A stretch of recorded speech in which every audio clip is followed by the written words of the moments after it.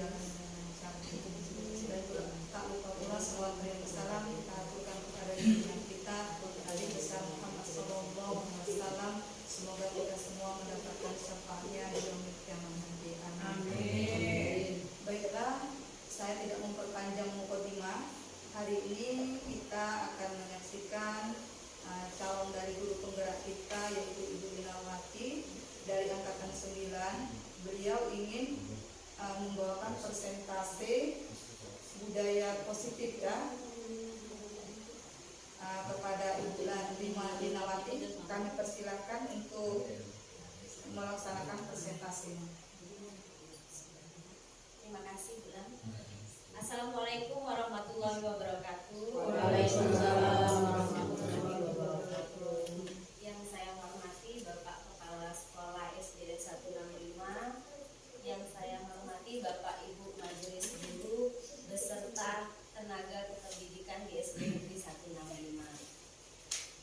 Puji syukur kita panjatkan kehadirat Allah Subhanahu wa Ta'ala karena masih memberikan kita nikmat kesehatan untuk bisa hadir di acara diseminasi saya sebagai calon guru penggerak. Kemudian salawat dan salam tidak lupa kita haturkan kepada Nabi Muhammad SAW. Semoga kita semua dapat syafaatnya di yaumil akhir nanti. Amin. Adapun tujuan dari diseminasi hari ini adalah yang pertama, memenuhi tugas saya sebagai peserta pendidikan calon guru penggerak angkatan ke-9 di Kabupaten Muaro Jambi. Yang kedua, berbagi pemahaman budaya positif yang sudah saya pelajari di modul 1.4. Mudah-mudahan dengan kegiatan berbagi ini semua bisa mendapatkan pemahaman apa yang saya dapat dari materi 1.4. Kenapa disebut diseminasi? Nanti saya jelaskan. Ini presentasi saya. Kalau boleh, pertama saya kasih sedikit pantun. Ikan sepat, ikan gabus, ada juga ikan lele.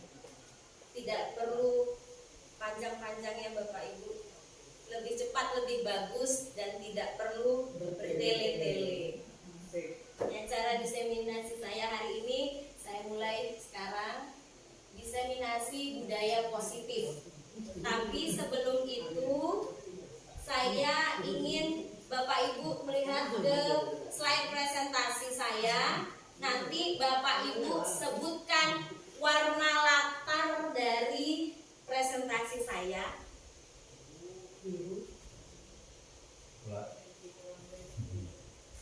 Ya, boleh Bapak warna apa ya? Apa? Coklat susu, bukan. Salam, salam, Salam pink. Latarnya ya. Marun muda.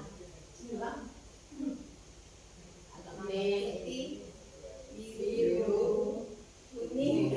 Latarnya Hijau, hijau, kuning, merah, coklat, putih, biru, ungu. Ya, terima kasih, berarti sudah konsentrasi. Sudah kali konsentrasi itu ice breaking singkat sederhana yang pengen saya berikan. Memang hanya sekedar warna. Cuman kalau dari ke atas kadang kalau tidak konsentrasi justru kata-katanya yang kebaca, bukan latarnya. Nah, tadi kan saya bilang latarnya yang disebutkan. Ini hanya sedikit ice breaking, sudah di berakhir, mudah-mudahan udah konsentrasi. Kita lanjut lagi ke materi saya hari ini, diseminasi budaya positif. Kenapa sih yang diambil bahasanya diseminasi? Diseminasi adalah menularkan, menyebarkan, membagikan pemahaman tentang budaya positif. Tapi yang diambil kalimatnya diseminasi. Budaya positif apa saja sih yang mau saya bagikan di sini? Yang pertama, perubahan paradigma belajar. Kemudian disiplin positif dan nilai kebajikan universal. Motivasi perilaku manusia. kebutuhan dasar manusia, keyakinan kelas, posisi kontrol restitusi, dan segitiga restitusi. Jadi ada 7 poin ini yang akan saya bahas dalam presentasi kali ini. Yang pertama ada teori kepalan tangan yang saya tampilkan di situ. Kita umpamakan kalau di situ kasusnya ada si A dan si B yang mengepalkan tangan, seolah-olah dia punya satu hal yang sangat berharga yang ada di dalam kepalan tangannya. Saya tanya dulu ibu, seandainya ibu punya sesuatu yang berharga di tangan ibu, kalau diminta membuka, apakah ibu buka? Salah kaget diambil. Nah, kalau ibu, apakah ibu buka? Tergantung orang yang mau buka. Kemudian seandainya bapak, apakah bapak buka? Beristri. Sesuatu yang sangat berharga. Pegang-pegang dulu lah. Ada yang Buka. ya, di situ ada dibilang sesuatu yang berharga kamu genggam di tangan seolah-olahnya. Pasti kan itu berharga. Sedangkan yang satunya pengen membuka kan pasti dengan dipujuk, buka lo, ayo dong, buka dong. Kalau dia punya prinsip, oh jangan. Yang satunya lagi dengan diancam, buka dah, atau gimana? Tetap dia pertahankan. Kalau yang satunya lagi, kalau tidak cukup mengancam, menghardik, dirayu, tidak cukup disuap pakai uang materi dengan cara tidak bisa lagi dengan kekerasan. Apa yang terjadi? Setiap ibu tadi dari yang 3 ini saja sudah punya 3 perbedaan. Yang satu bilang tidak mau dibuka karena sayang, itu suatu yang berharga. Yang satunya lagi tergantung siapa yang mau membukanya. Dan bapak yang satu lagi juga agak bingung. Sebenarnya kondisi itu sama juga yang dialami oleh peserta didik kita ketika mengalami sesuatu yang baru atau menjalankan sesuatu. Bisa jadi dia menjalankan itu dengan mudah, artinya sudah ditetapkan ada satu peraturan, udah dia jalankan. Ada yang satunya lagi harus dengan sesuai dia kemauan dia. Ada juga yang dengan bujukan, rayuan. Ada yang bahkan dengan ancaman baru melaksanakan. Karena itu yang selama ini kita jalani. Nah, di sini ada perubahan paradigma teori kontrol, ilusi kontrol. Pengaturan kita sebagai guru, artinya ketika murid punya satu yang berharga, kita sebagai guru. Selama ini stimulus kita mengatakan bahwasanya guru itu punya hak mengontrol murid. Saya pun begitu. Ya ibu, bapak. Ya. Kemudian ilusi bahwa kritik dan membuat orang merasa bersalah dapat menguatkan karakter. Kamu itu salah, tidak sesuai aturan.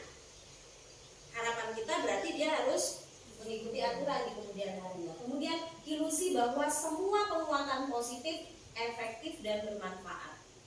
Menurut kita kan, ayo kita kasih bujukan, bisa kasih petunjuk yang bagus, pasti anak bakal mengikuti. Pada kenyataan kan belum tentu.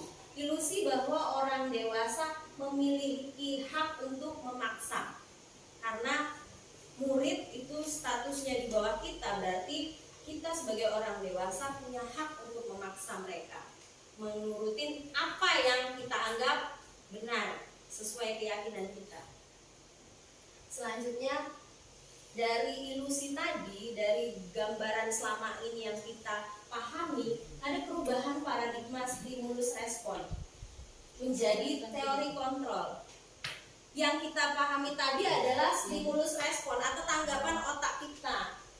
Pada kenyataannya sekarang semua harus berganti ke teori kontrol. Siapa sesungguhnya yang memiliki teori kontrol? Memang guru yang punya. Dalam stimulus respon, dalam kenyataan yang kita pakai, kita mencoba mengubah orang agar berpandangan sama dengan kita. Selama ini kita harus dalam pikiran kita, dalam angan-angan kita harus memaksakan orang lain itu sama pandangan dengan kita. Pada teori kontrol, kita berusaha memahami pandangan orang lain yang mungkin berbeda tentang dunia. Artinya kita nggak bisa memaksakan sesuatu yang kita pahami harus sama dengan orang. Kemudian perilaku buruk dilihat sebagai suatu kesalahan. Ketika anak datang terlambat, kita langsung bilang dia salah. Tapi semua perilaku itu sebenarnya punya tujuan, ada alasan. Itu yang harus kita cari tahu. Kemudian orang lain bisa mengontrol saya. Tapi kenyataannya teori kontrol mengatakan hanya Anda yang bisa mengontrol diri Anda, seperti genggaman tangan tadi. Kalau dia memang punya keyakinan saya tidak akan membuka, bagaimanapun ancaman, bagaimanapun rayuan, bujukan, dia tidak akan membuka genggamannya itu. Kenyataannya kan memang seperti itu. Walaupun selama ini kita masih bilang bisa nanti dilanjut, tapi kalau dia punya keyakinan sendiri, kita nggak akan bisa. Orang lain bisa mengontrol, saya bisa mengontrol orang lain, itu pandangan kita sebelumnya. Ternyata di teori kontrol Anda tidak bisa mengontrol orang lain, karena orang lain itu punya kekuasaan untuk mengontrol dirinya sendiri. Paksaan ada pada saat bujukan gagal. Ketika kita berbicara pelan, mengajak murid dengan pelan tidak berhasil, kita langsung dengan memaksa. Tapi kalau di teori kontrol, kolaborasi dan konsensus menciptakan pilihan-pilihan baru. Tidak harus dengan langsung memaksa, tapi kita bicarakan, kita bahas bersama dengan yang punya kesalahan. Kemudian model berpikir menang atau kalah. Jadi kalau kita berhasil menetapkan sesuatu dengan kekerasan, kita menganggap kita berhasil. Sedangkan kalau di teori kontrol yang diperoleh adalah berpikir menang-menang. Jadi sama-sama memahami dan mendapatkan sesuatu tanpa harus menyakiti yang lain. Kemudian kita lanjut tentang materi disiplin.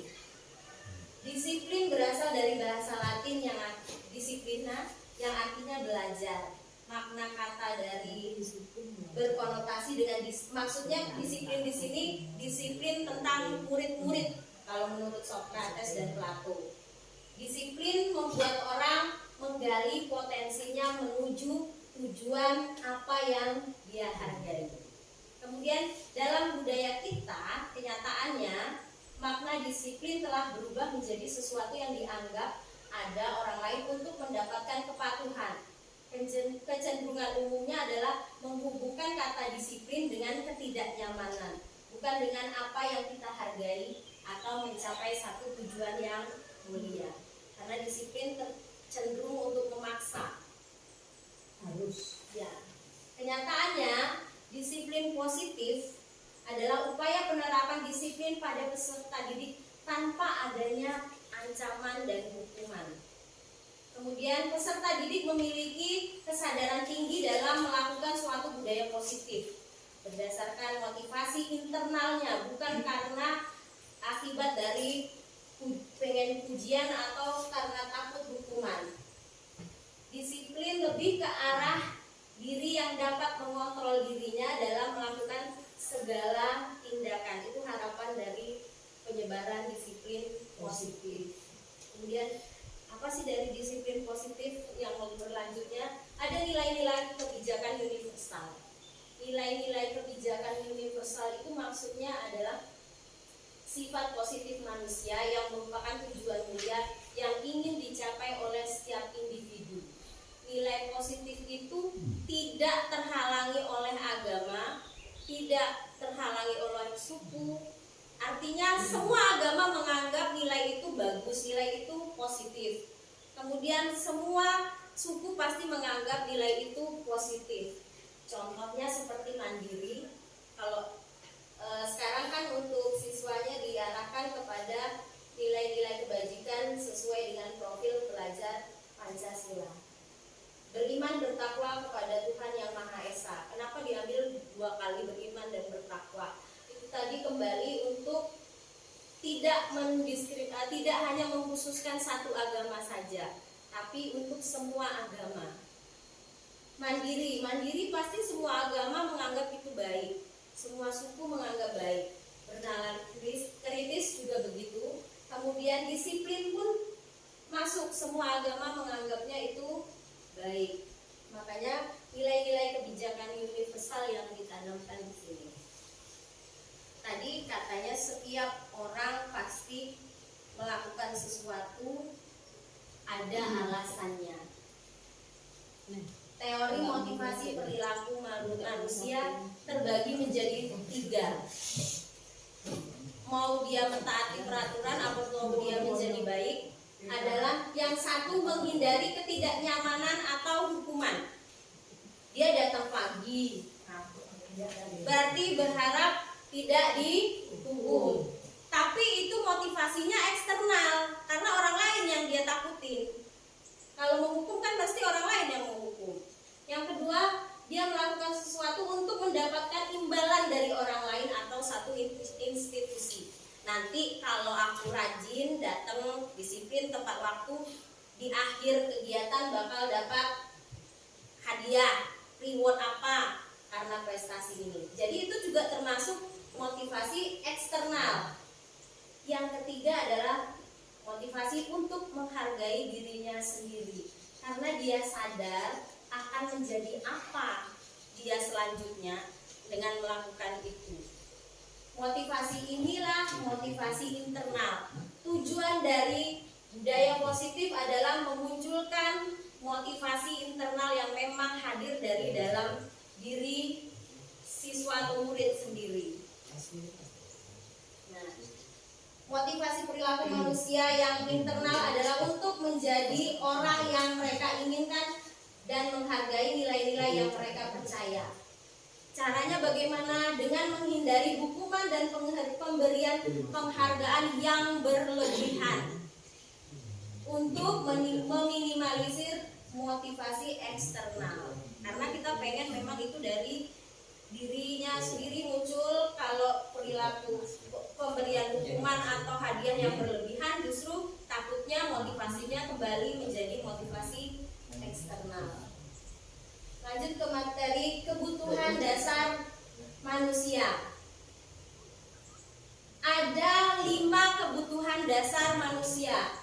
Kebutuhan untuk bertahan hidup, kebutuhan cinta dan kasih sayang, kebutuhan kebebasan atau freedom, kebutuhan kesenangan, dan kekuasaan. Jadi kalau orang pengen dicintai dan dikasihi itu wajar, karena itu termasuk satu kebutuhan. Dan mungkin itu yang dialami oleh murid kita tanpa kita pahami apa sih motivasinya dia. Ini ada contoh dari 5 kebutuhan tadi. Ada contoh. Ibu guru bilang aku tidak boleh bersenandung sewaktu mengerjakan tugas. Katanya kelas harus tenang, tidak ada suara. Padahal kan aku suka dan senang sekali bernyanyi. Kira-kira kalau menurut kebutuhan ini, anak itu punya kebutuhan apa ya, Pak? Bukan, dari yang 5 belonging, yang fun, kesenangan. Karena itu memang kesukaan dia. Dia kan bilang tadi suka nyanyi. Iya. Kemudian ibu guru tidak menyapa aku hari ini, padahal kan aku pakai jepit rambut yang baru. Kira-kira dia punya kebutuhan apa berdasarkan kebutuhan ini tadi? Cinta dan kasih sayang. Perhatian termasuk cinta dan kasih sayang. Berarti kita semua juga butuh perhatian ternyata. Iya. Aku bosen, masa belajarnya cuma gitu-gitu aja, dengerin ibu ngoceh aja. Kira-kira dia butuh perhatian apa ya anak itu? Kebebasan. Bisa kebebasan juga. Artinya kan dia punya pilihan yang baru. Itu yang kita harapkan supaya anak kita tidak bosan. Nah, keyakinan kelas. Ada keyakinan kelas. Keyakinan kelas adalah pernyataan universal yang mudah diingat dan dipahami oleh semua warga kelas. Artinya berupa kalimat-kalimat yang positif tadi. Kenapa sih kok keyakinan kelas, kok bukan peraturan kelas? Kan peraturan yang harusnya ada di kelas, bukan keyakinan. Untuk kenapa alasannya yang pertama, kira-kira Ibu Barokah, mengapa kita punya peraturan menggunakan helm saat mengendarai kendaraan roda 2? Keselamatan. Berarti nilai positifnya adalah keselamatan. Itu harapan yang tumbuh. Kemudian Pak Sat, mengapa kita memiliki peraturan 3M kemarin waktu COVID? Menggunakan masker, cuci tangan, jaga jarak. Supaya apa tuh? Menjaga kesehatan. Kesehatan. Artinya kan nilai positifnya tentang kesehatan. Kemudian selanjutnya Ibu Gus, mengapa kita memiliki peraturan harus datang tepat waktu saat mengikuti pelatihan? Harus disiplin. Artinya kita punya nilai yang positif. Berarti bukan hanya selalu tentang peraturan. Untuk mendukung motivasi intrinsik, kembalilah ke nilai-nilai atau keyakinan yang lebih menggerakkan seseorang dibanding mengikuti serangkaian peraturan-peraturan. Kalau selama ini kan kamu datang terlambat, misalnya ada kesepakatan kelas. Kesepakatan kelas itu kan berupa peraturan datang tepat waktu. Kemudian mengembalikan buku pada tempatnya. Ya kan? Yang selanjutnya ada permisi atau keluar secara bergantian, tidak boleh bersamaan. Tapi supaya kita paham itu tuh tadi kesepakatan, artinya kalau dia melanggar ada sanksi yang diterima. Tapi berharap kita untuk meminimalisir memberi hukuman, kita tanamkan budaya positif supaya dia tahu kalau kita disuruh bergantian keluar tidak serempak, berarti kita harus menanamkan nilai budaya antri dan menghargai orang lain. Itu yang perlu kita tanamkan ke peserta didik kita. Sebelum kita lanjut ke materi peraturan dan keyakinan kelas, sudah agak siang. Boleh Ibu Bapak berdiri dulu dari tempat duduknya. Kalau siap mulai mengantuk, kita kasih aja. Boleh kursinya dimajuin. Ya, nah supaya bebas. Joget.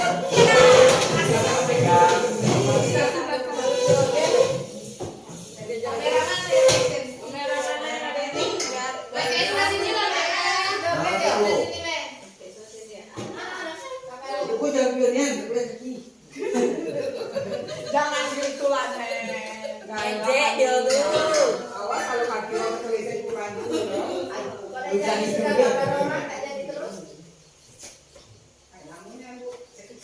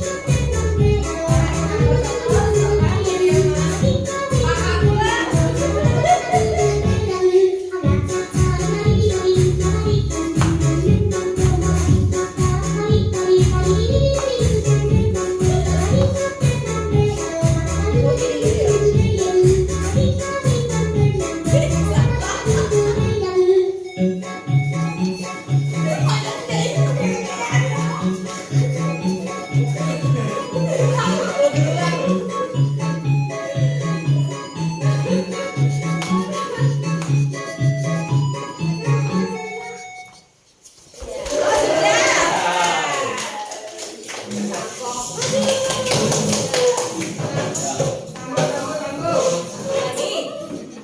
Iya, nanti tidak beliau lagi. Perbedaan peraturan dan keyakinan.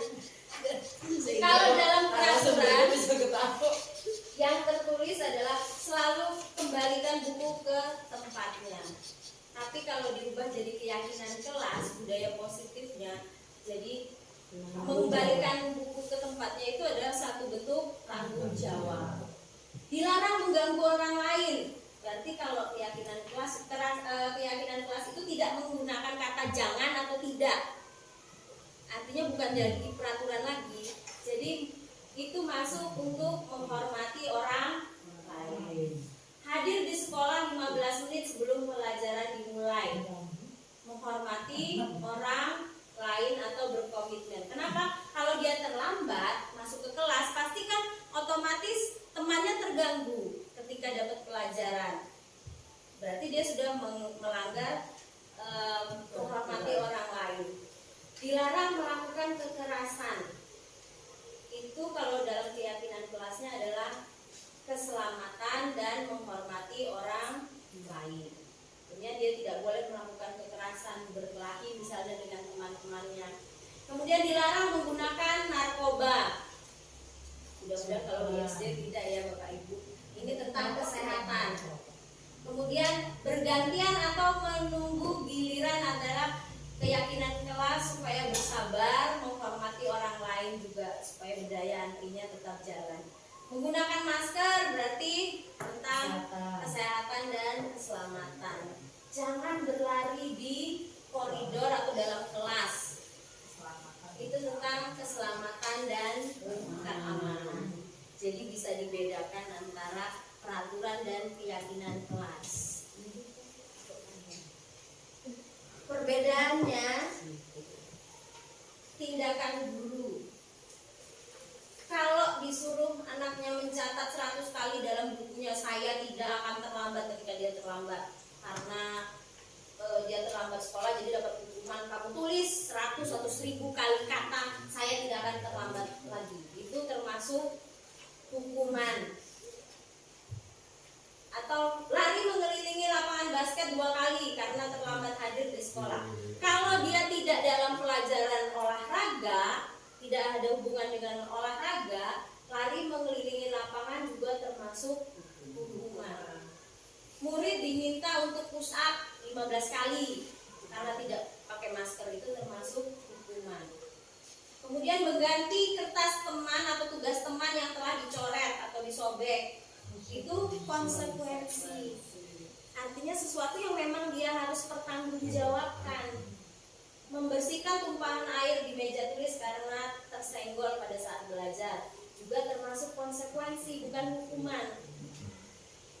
Kemudian murid disuruh untuk mengenakan sepatu hitam sehari-hari di sekolah karena yang tidak pakai sepatu hitam dihukum, itu termasuk hukuman. Lari mengelilingi lapangan basket 2 kali karena terlambat 10 menit untuk pelajaran PJOK. Ini tidak termasuk hukuman karena dalam pelajaran PJOK dia terlambat 10 menit berarti mungkin temannya sudah melakukan pemanasan. Artinya dia harus menyusul melakukan pemanasan dalam bentuk berlari keliling lapangan. Kemudian itu tadi perbedaan hukuman dan konsekuensi. Tadi jenis hukuman dan konsekuensi. Sekarang perbedaan antara hukuman dan konsekuensi. Kenapa kita tidak boleh menghukum sekarang itu? Harapannya tidak menghukum satu. Kalau kita menghukum sesuatu yang menyakiti harus terjadi. Entah itu fisik yang capek atau sakit hati. Yang ditakutkan kan membekas sampai dia sampai besar karena mungkin maksud kita itu mendidik, tapi ketika kita menghukum mungkin dengan kata-kata yang buat mereka itu termasuk menyakiti. Jadi kita ganti ke konsekuensi, berarti memang itu dia harus bertanggung jawab. Jadi dia tidak merasakan terlalu tertekan sampai lama. Membuat anak sakit fisik atau sakit hati dalam jangka waktu yang lama kalau di hukuman. Tadi sampai puluhan tahun, sampai mungkin kalau ketemu dulu itu pernah hukum aku dulu anak merasa tidak nyaman dalam waktu yang pendek saja. Ketika dia membersihkan tumpahan airnya, sudah selesai, tidak akan mendendam lagi, karena itu memang harus dia lakukan. Atau mengganti buku temannya, itu memang karena kesalahannya. Anak membenci kedisiplinan. Kalau terlalu banyak dihukum, dia akan semakin benci. Dan harapan kita kalau di konsekuensi, anak itu justru menghargai kedisiplinan, karena itu tumbuh dari dalam diri mereka. Kemudian adanya paksaan kalau dihukum. Kemudian kalau di konsekuensi ada stimulus tanggapan, artinya bagaimana dia berubah cara memandangnya, jadi tanggapan saya harus baik. Mendorong anak menyakiti diri sendiri kalau di banyak hukuman. Sedangkan konsekuensi mendorong anak agar mudah menyesuaikan diri. Konsep diri yang buruk kalau di hukuman, kalau di konsekuensi harapannya konsep diri yang baik. Di hukuman anak belajar untuk menyembunyikan kesalahan karena takut hukuman. Jadi anak tidak jujur. Sedangkan konsekuensi harapannya anak belajar untuk mematuhi peraturan. Sedangkan hukuman yang terakhir adalah marah, rasa bersalah, dipermalukan, merasa tidak dihargai.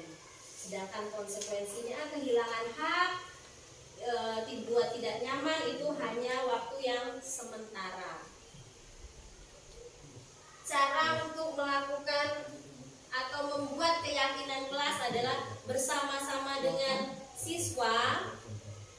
Dia membuat boleh dalam catatan apa yang dilakukan, maju masing-masing ke depan untuk membentuk keyakinan kelasnya, supaya mereka merasa memiliki keyakinan yang bersama, bukan hanya satu orang atau yang menentukan gurunya saja. Mereka bergantian, mereka tulis sama-sama.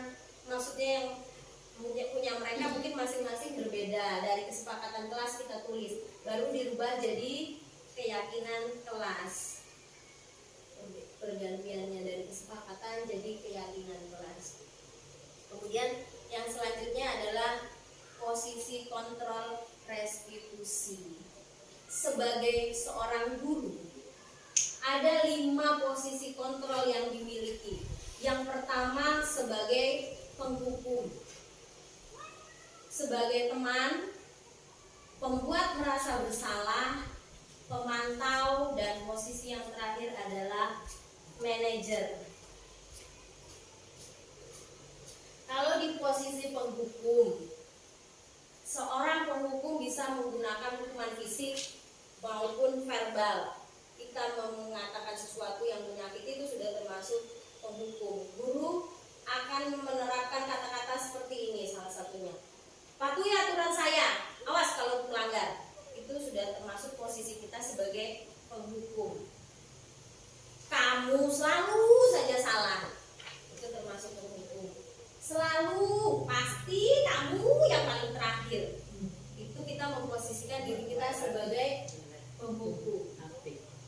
Pembuat merasa bersalah, pada posisi ini biasanya guru akan berkata yang sedikit lebih lembut, tapi tetap menyakiti, membuat orang itu merasa tidak nyaman dengan rasa bersalahnya. Dengan kata-kata misalnya, ibu sangat kecewa sekali dengan kamu. Berapa kali bapak harus beritahu kamu ya, kamu lagi. Memang intonasinya lebih rendah, tapi tetap saja membuat dia merasa bersalah. Bagaimana coba kalau orang tua kamu tahu kamu seperti ini? Bagaimana tanggapannya? Itu kan pasti sudah termasuk membuat rasa bersalah. Di posisi ini murid akan merasa memiliki nilai diri yang buruk. Dia kita harapnya memang begitu tentang diri mereka. Mereka tidak merasa berharga, telah mengecewakan orang-orang yang mereka sayangi. Harapan kita dia berubah jadi baik, tapi itu tetap bakal membekas. Kemudian sebagai teman, guru bisa berposisi sebagai teman. Guru di posisi ini tidak menyakiti murid memang, tapi dia punya kata-kata sebagai contoh. Kalau dia memposisikan sebagai teman, ayolah bantulah bapak, kapan lagi kamu bantu bapak, terus atau ingat nggak kemarin bapak bantu kamu, sekarang gantian kamu, terus jangan gitu lagi ya. Kemudian ayo sudah ini tidak apa-apa, bantu, tapi nanti kamu yang bereskan sendiri. Itu termasuk memposisikan diri kita sebagai guru, sebagai teman. Ada bagus, ada positif, ada negatifnya. Positifnya mungkin kita lebih dekat dengan murid ketika posisi ini. Tapi negatifnya ketika kita tidak membantunya lagi, mereka akan berubah pandangan terhadap gurunya, atau dia bakal mengotak-ngotakkan gurunya. Dia pengen sama bapak ini saja, dia dengan saya baik begitu, dia lebih peduli dengan saya, yang lain tidak. Kemudian sebagai pemantau, guru hanya memantau, hanya mengawasi perilaku siswanya. Kemudian dia mengatakan perkataan, mungkin contohnya, kamu tahu peraturannya apa? Itu posisi kontrol. Apa yang telah kamu lakukan? Salah kamu di mana? Kamu tahu? Itu sudah kalimat-kalimat kita memposisikan diri kita sebagai pemantau. Kita hanya mengandalkan catatan-catatan peraturan. Artinya apa yang dia langgar berarti itu sudah termasuk tidak disiplin. Manajer, posisi yang terakhir adalah manajer. Manajer bukan berarti mengatur, tapi lebih cenderung bagaimana menuntun murid untuk dapat mengatur dirinya sendiri. Dengan kalimat, apa yang kita yakini di keyakinan kelas, kamu masih ingat?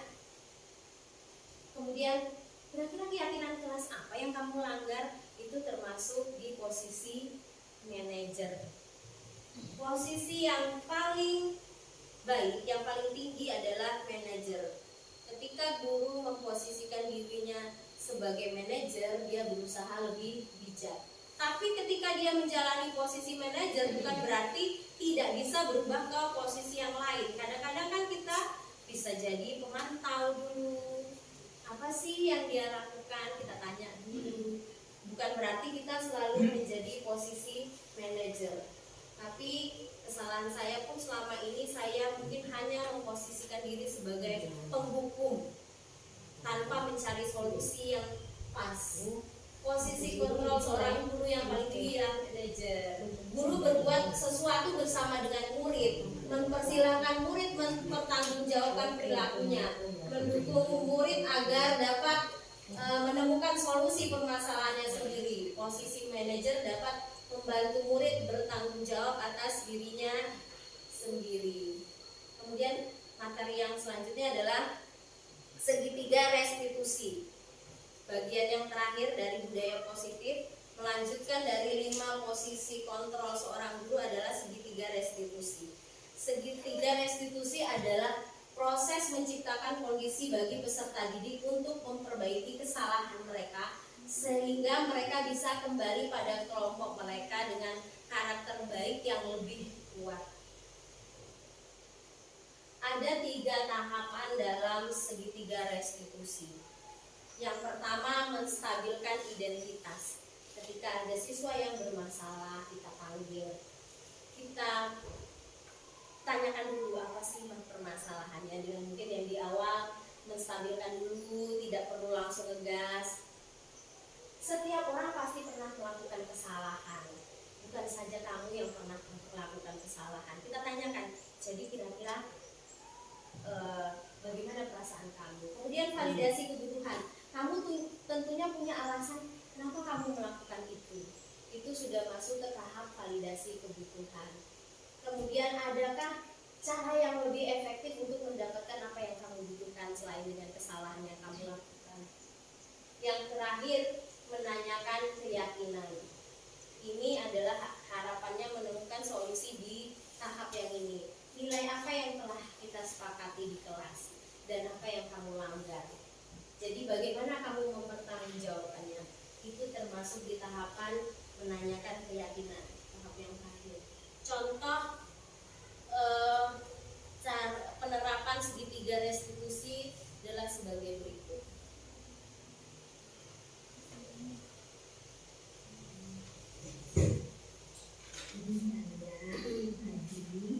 Ada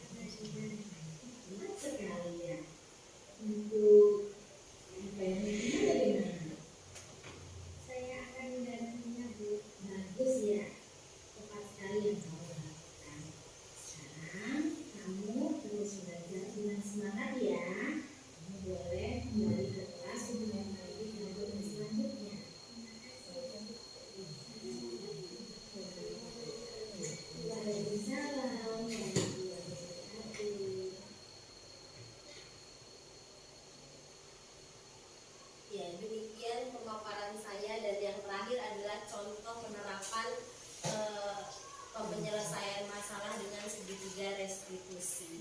Sekarang saya kembalikan ke Ibu.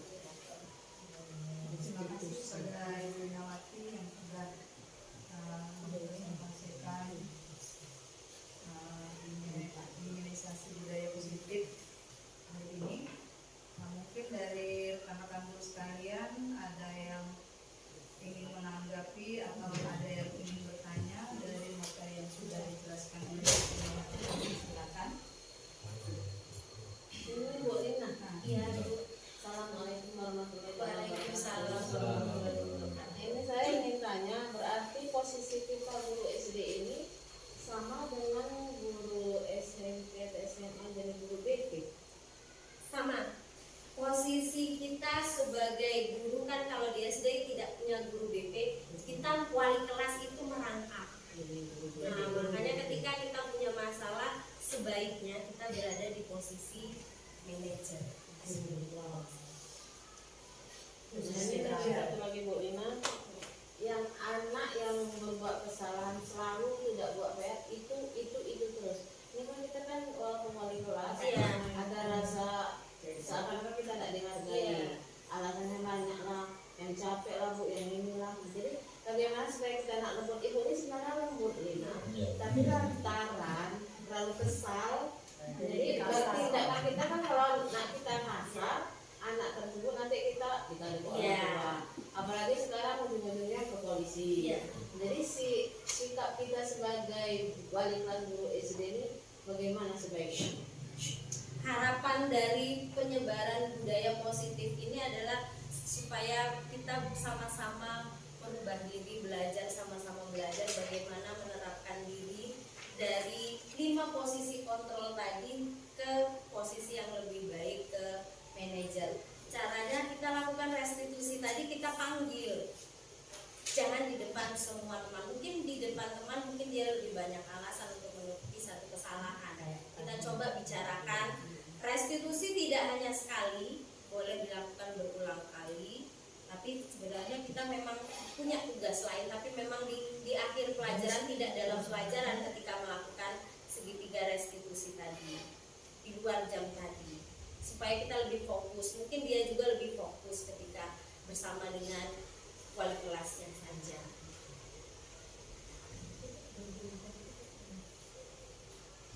Sudah. Ya. Sudah Bang? Nah, berkaitan tentang dari kontrol ibu terangkan tadi, ya tentang teacher integration control teori kalau salah ya, kalau jadi di sini Bu ada yang mengajar dengan saya, mungkin saya agak keras suaranya, mungkin dari segi 5 teori tadi diantaranya itu tadi kan ada kata Ibu tadi membuat orang merasa bersalah. Iya. Nah, membuat orang pada posisi ini biasanya guru akan bersuara lebih lembut. Iya. Nah, kita berusaha bersuara lebih lembut.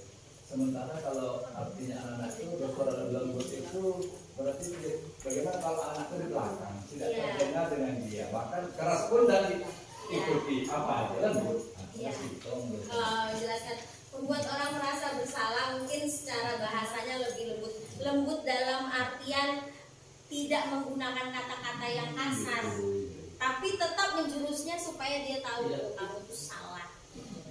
Tidak langsung kamu salah, kamu bodoh gitu kan, tidak langsung begitu, tapi dengan kalimat yang lembut, tapi bahasanya bukan dalam suaranya yang terlalu keras. Nah, iya Pak. Tapi tetap membuat dia harapannya kan merusak merasa salah.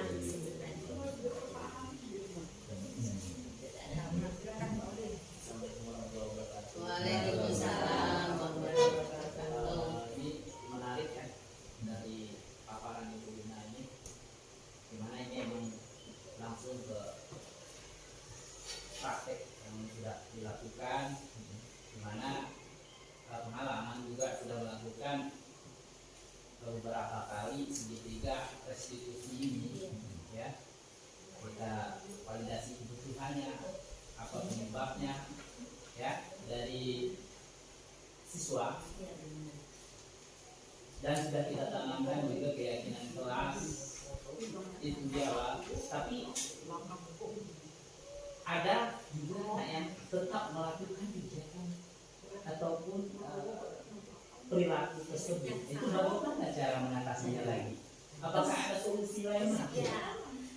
Di awal kan kita punya teori kontrol, artinya sebenarnya setiap orang itulah yang bisa mempengaruhi dirinya sendiri. Itu faktor internal. Sebagai manusia kita memang hanya ada 5 posisi kontrol ini untuk menyelesaikan masalah yang harapannya tidak menyakiti. Dari yang dulunya memang penghukum kan memang harusnya ditinggalkan, ceritanya begitu. Tapi restitusi itu tidak hanya sekali sebaiknya kita lakukan. Memang dalam kenyataan, dalam dunia nyata memang ada orang yang memang belum yakin dari dirinya sendiri. Artinya kita masih berusaha, itu memang jadi PR kita selalu. Dari 30 siswa punya 30 pula sifat, 30 macam karakternya. Mungkin dari 30, 27 sudah ini, yang 3 tetap jadi PR. Jadi bagaimana kita tetap menjadi posisi yang lebih bijak di manajer, harapannya kita selalu seperti itu. Memang tidak ada solusi yang lain, memang kita harus panggil. Pos restitusi itu sebenarnya tidak hanya kita lakukan dengan siswa, tapi dengan orang tua. Bisa kita lakukan, kita kerjasama dengan orang tua, karena PR murid kita itu hanya berapa persen waktunya kita di sekolah, sementara di rumahnya itu lebih banyak presentasinya. Tergantung kasus yang dia lakukan. Kalau misalnya yang berhubungan dengan yang di rumah, misalnya bangun terlambat, ada satu contohnya lagi harusnya. Ketika dia datang terlambat, kita kan bertanya, jadi di rumahnya pasti ada pengaruhnya. Apa penyebabnya? Orang yang di rumah pasti tahu. Jadi restitusinya kita lakukan bersama orang tuanya juga. Jadi kita sama-sama menumbuhkan sifat kemandirian siswa, bukan hanya gurunya saja yang bekerja keras, tapi orang tuanya pun harus bekerja bersama.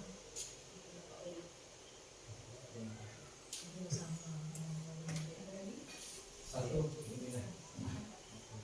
Jadi terima kasih sebelumnya atas kesempatannya. Jadi ini pada hari ini ya. Jadi pada hari ini satu lagi ya tambahan ilmu dari Dinas maupun dari CTP. Mudah-mudahan apa yang disampaikan pada hari ini bisa kita jadikan pelajaran, kemudian kita jadikan acuan dalam kita melaksanakan pembelajaran di sekolah kita. Jadi seperti yang kita ketahui bahwa tujuan pelaksanaan pendidikan itu adalah untuk membentuk siswa yang berpendidikan, cerdas dan berkarakter. Jadi untuk mencapai siswa yang cerdas dan berkarakter tadi, jadi sekolah perlu membangun budaya positif. Ya, perlu membangun budaya positif, karena budaya positif yang dibangun di sekolah tadi tidak hanya siswa dalam berbuat, tetapi juga di dalam belajar. Perlu budaya positif ini. Jadi seperti yang dikatakan tadi, budaya positif tadi bisa kita mulai dari kesepakatan kelas, kemudian berlanjut menjadi keyakinan kelas, Dan berlanjut lagi ke keyakinan sekolah. keyakinan sekolah. Tapi yang mau saya tanyakan sama Dina, apakah budaya positif, bagaimana cara kita untuk menimbulkan budaya positif yang ada di sekolah ini, tapi tidak berdampak kepada maksudnya itu kan budaya positif tidak ini kan ada yang di sekolah, karena kan budaya positif di sekolah, kemudian ada juga budaya positif yang ada di masyarakat, yang kadang-kadang budaya kita tanamkan di sekolah tidak diterima oleh orang tua atau masyarakat. Jadi bagaimana cara kita untuk menyatukan dua persepsi ini? Terima kasih. Bagaimana kita menyamakan persepsi antara sekolah dan lingkungan. Kembali di awal, yang menjadi keyakinan kelas kemudian naik ke keyakinan sekolah, yang dicari adalah budaya positif yang sifatnya universal, yang umum, tidak membedakan agama, tidak membedakan suku, bahasa, artinya semacam disiplin. Disiplin kan semua agama itu tidak ada yang melarang, justru menganjurkan memang disiplin. Kemudian berkata jujur seperti tadi, kemudian tentang kesehatan, keselamatan. Yang kita ambil dari di awalnya adalah budaya positif itu sesuatu yang memang kebijakan yang secara umum, tidak melanggar tata kesusilaan seperti itu, yang dijadikan keyakinan sekolahnya itu. Itu saja sih. Nah, tentunya kan Mbak kan kita menyampaikan ini ya kepada kita semua. Kalau bagi kita kan baru inilah kita tahu ya, baru tahu inilah. Jadi macam mana kalau seandainya budaya positif yang sudah disampaikan Bu Lina ini diajarkan kepada kita semua untuk diterapkan secara bersama-sama. Nah, jadi ini cuma Bu Lina. Bisa kan? Iya. Ya? Bisa. Yang pasti Bu Lina tadi mau ngajarin kepada kita, kemudian kita sama-sama menerapkan. Kalau ini bukannya menyanggah Pak Arfandi, maaf ya. Terus ini nggak akurat. Kalau yang namanya disiplin, ini perasaan sudah dari naluri kita masing-masing. Itu justru bagus, justru dari naluri itu yang kita harapkan tumbuh dari intrinsiknya. Dari diri. Ya, gitu. Kalau gurunya tidak disiplin, ini Nah, contoh. ini memang Nah, harus ini memberi contoh. contoh. Ya, Dari Kita- sama ini salah.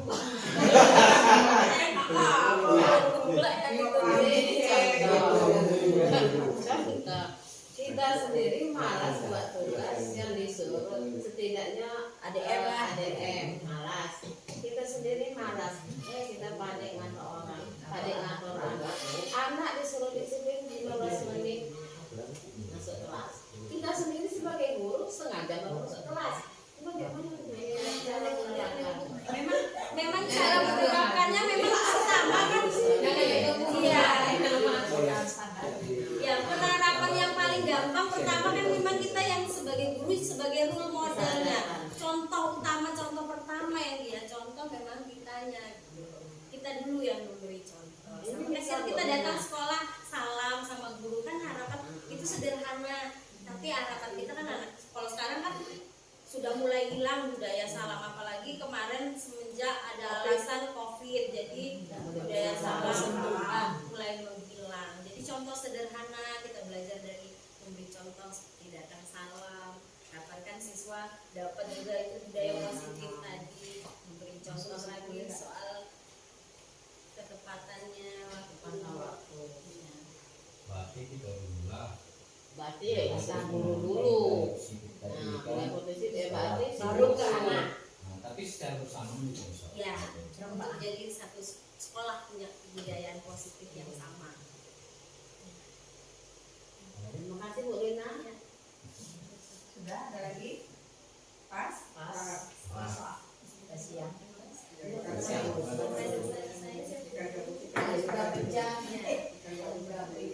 Ya, terima kasih Bapak Ibu. Tadi di awal ada sedikit pantun, sekarang juga ada sedikit pantun.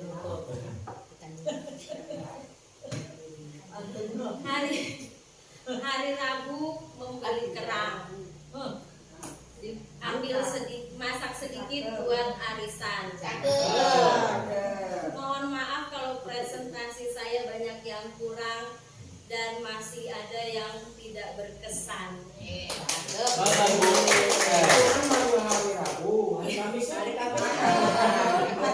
Hari Kamis kapan bekal? Bunga mawar bunga selasi. Iya. Cukup sekian dan terima kasih.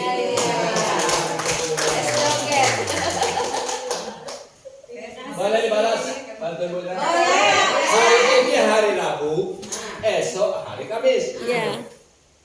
Apa yang Ibu berikan